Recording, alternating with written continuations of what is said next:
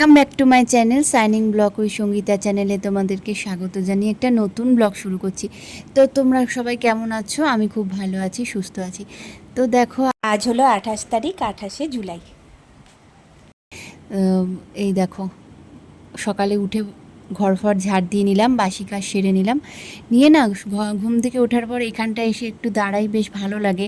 কেননা ওখানে ফুলের টবগুলো আছে তো, বেশ দেখলে বেশ ভালো লাগে। তারপরে একটু ব্রাশ করে নিলাম, ব্রাশ করে ফ্রেশ হয়ে নিয়ে জামা টামা ছেড়ে তারপরে দেখো রান্নাঘরে চলে এসেছি টিফিন করতে। তো টিফিন করতে চলে এসেছি, বাইরে দেখো ভালোই রোদ, সকালবেলাটা বেশ সুন্দর ওয়েদার ছিল। তো তরকারিটা বসিয়ে দিয়েছি আর পরোটা করব, তাই ময়দাটা মেখে নিয়েছি। তরকারিটা আগে বসিয়ে নিলাম। এবার বরের তো বাড়ি আছে, বর বাড়ি আছে বলে চা দিলাম। আমি তো চা খাই না, বরকে চা করে দিলাম। তো দেখো চাটা নিয়ে গিয়ে দিই, চলো দিয়ে আসি ওই ঘরে, দিয়ে আসি। এই দেখো চা নিয়ে যাচ্ছি। তো জানো তো, আজকে আমার সকালবেলা থেকেই মানে ওয়েদারটা খুব ভালো লাগছে, সুন্দর রয়েছে। রোজই সকালবেলা এরকমই ওয়েদার থাকে, কিন্তু বলা যায় না কখন যে ঝমঝমিয়ে বৃষ্টি নামবে কেউ বলতে পারে না। তো যাই হোক, বাইরে তো খুব সুন্দর দেখলাম। ফুল আজকে সেরকমভাবে ফোটেনি, হ্যাঁ, মানে যেগুলো মাটিতে লাগানো গাছ সেইখান থেকেই ফুলগুলো তুলেছি, ঠাকুরের জন্য তুলে রেখেছি। এদিকে চলে এলাম পরোটা বেলতে, পরোটাগুলো বেলছি। এই দেখো বেলে নিচ্ছি পরোটাগুলো, নিয়ে এবার পরোটাটা ভেজে নেব। পরোটাটা ভেজে নিচ্ছি, তেল দিয়ে দিলাম চাটুতে, দিয়ে এইভাবে আমি পরোটাটা ভাজি। ভীষণ নরম হয়, সফট হয়, খুব সুন্দর খেতে হয় জানো তো। ছাকা তেলে ভাজতাম, ছাকা তেলেও ভাজি, কিন্তু কি বলো তো, ছাকা তেলে ভাজলে ভীষণ মানে মানে একদম তেল তেল থাকে, তারপরে একদম কড়কড়ে হয়, ওইটা না আবার সবাই সবসময় খেতে চায় না। পরোটা মানেই এরকম আমাদের বাড়িতে খেতে চায় সবাই, এরমভাবেই করি। ওই জন্য যা যে মানে সবার যেটা ভালো লাগে সেটাই তো করা ভালো বলো, তাই করি। আর এদিকে দেখো তরকারি বসিয়ে দিয়েছি, তরকারি অর্ধেক হয়েও গেছে।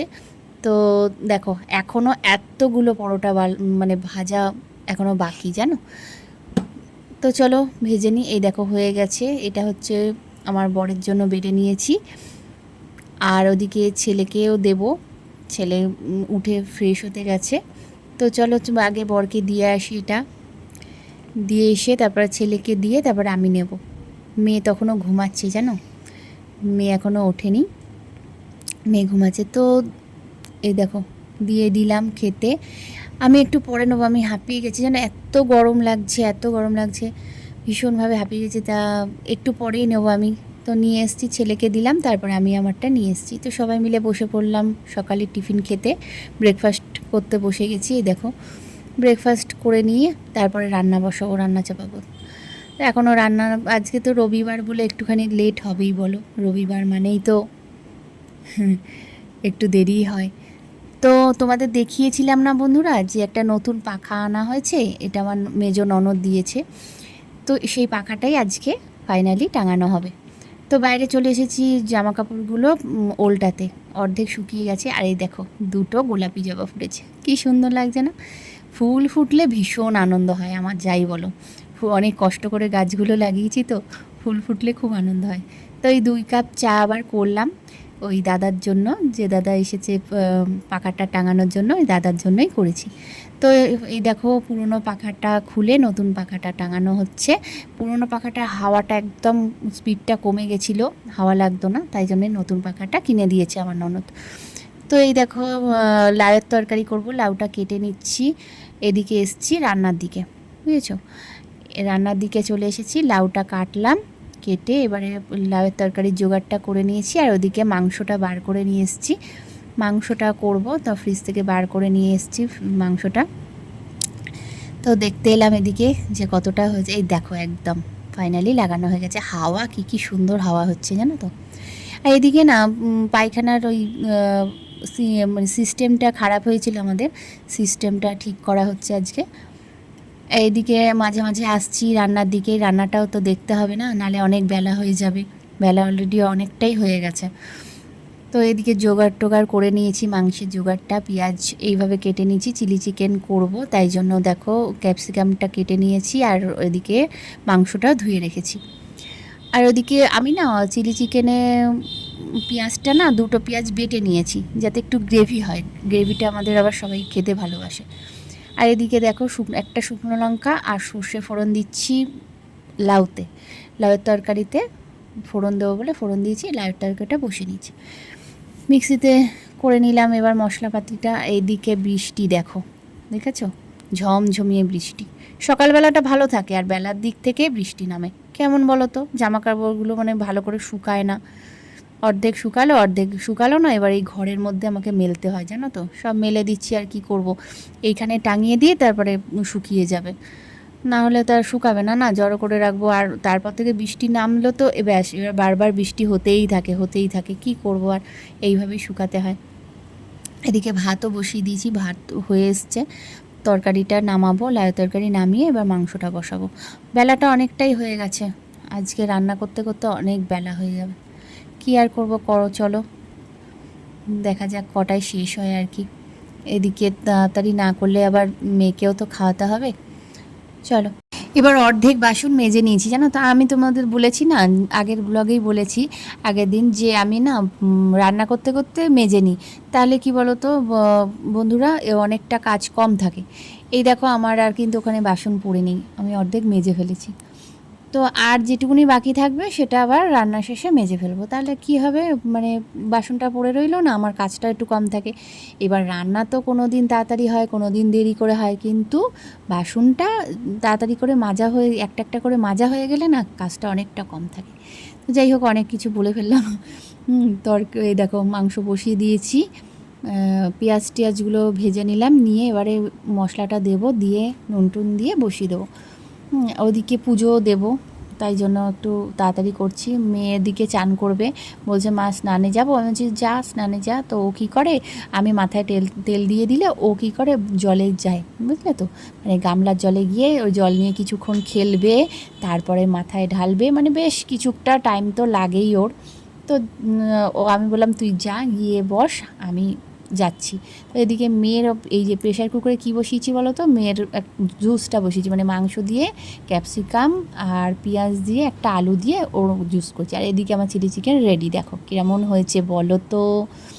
এদিকে আমার চান হয়ে গেছে, মেয়েকে তো স্নান করে দিয়েছি, এবার আমার স্নান হয়ে গেছে, এইবারে দেখো আমি পুজো টুজো দেবো, এবার রেডি হয়ে গেছি। বসে বসে কি ভাবছি জানো, এই দেখো, এই আলনাটাকে কালকে গুছাবো, কীরকম অবস্থা দেখো আলনার,